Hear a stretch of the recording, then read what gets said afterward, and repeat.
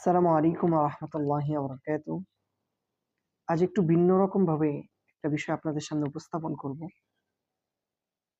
আমাদের যে প্ল্যাটফর্ম আপনারা সবসময় দেখেন বা আমাদেরকে সাপোর্ট করেন, এডুটপিক্স বাই সাইদি, এটারই আরেকটি প্ল্যাটফর্ম রয়েছে, সাইদি স্কিল জার্নি। তো সেখানে আমাদের একটি বিষয় রয়েছে রোজ নামচা। তো এখানে আমাদের প্রায় 200 প্লাস স্টুডেন্ট নিয়মিত তাদের রোজ নামচা তারা ডেভেলপ করার চেষ্টা করে। তো গতকালকে একজন ভাই চমৎকার একটি রোজ নামচা লিখেছে। বিষয়টা রাজনীতির সাথে কিছুটা সম্পৃক্ত। রাজনীতি নিয়ে আমিও ওইরকম ভাবে আলোচনা বা কথাবার্তা কখনো বলা হয় না বা লেখালেখি করা হয় না।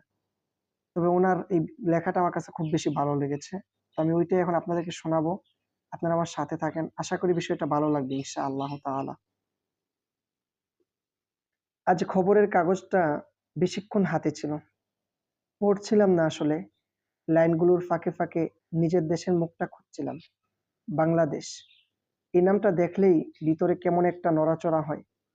ভালোবাসা আর হতাশা একসাথে উঠে আসে। যেমনটা হয় বহুদিনের আপন কারো দিকে তাকালে।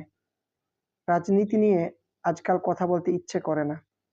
এই শব্দটা শুনলেই মনে হয় এখানে খুব বেশি চিৎকার, হতাশা, আর্তনাদ, খুব কম নীরবতা। তবু আজ মনে হলো কিছু প্রশ্ন লিখে রাখি। দেশটা কি শুধু ক্ষমতার খেলায় ক্লান্ত, নাকি নৈতিকতার অভাবে আরো বেশি ক্লান্ত?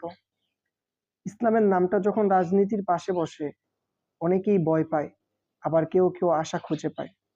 আমি আজ কোনোটাই পুরোপুরি নই। আমি শুধু দ্বিধাগ্রস্ত। ভাবি, যদি রাজনীতি একটু আল্লাহ ভীরু হতো, তাহলে কি মিথ্যা কমতো? যদি ক্ষমতার সাথে আমানতদারিও থাকতো, তাহলে কি মানুষের চোখ এতটা সূক্ষ্ম থাকতো? আবার ভয়ও লাগে, ক্ষমতা পেলে মানুষ বদলে যায়। এই সত্যটা ইতিহাস বহুবার লিখে রেখেছে।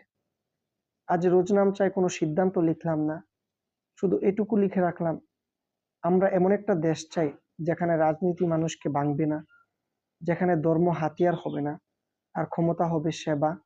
যে দলই আসুক, সে যেন ভয় নয় ভরসা হয়ে আসে। কলম নামানোর আগে জানালার বাইরে তাকালাম, আকাশটা শান্ত। দেশটারও কি একদিন এমন শান্ত হওয়া সম্ভব? এই প্রশ্ন আজ খোলা রেখেই রোজ নামচা বন্ধ করলাম। এই রোজ নামচাটা আমাকে খুব বেশি অবাক করেছে এবং অনেক বিষয়ে নতুন করে প্রশ্ন জাগিয়েছে, যেগুলো আপনাদের মধ্যেও জাগিয়েছে। তো আপনারাও চাইলে প্রতিদিন রোজ নামচা লিখতে পারেন, নিজের লেখাকে ডেভেলপ করতে পারেন।